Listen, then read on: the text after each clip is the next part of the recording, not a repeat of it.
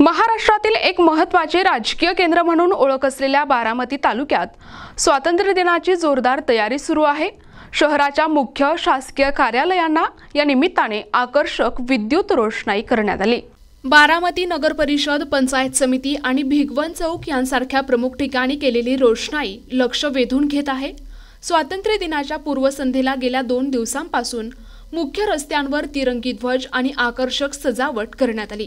उपमुख्यमंत्री अजित पवार, खासदार सुनेत्रा पवार, माजी केंद्रीय कृषी मंत्री शरद पवार आणि खासदार सुप्रिया सुळे यांच्या वास्तव्यामुळे बारामतीला एक वेगळा लौकिक मिळाला आहे।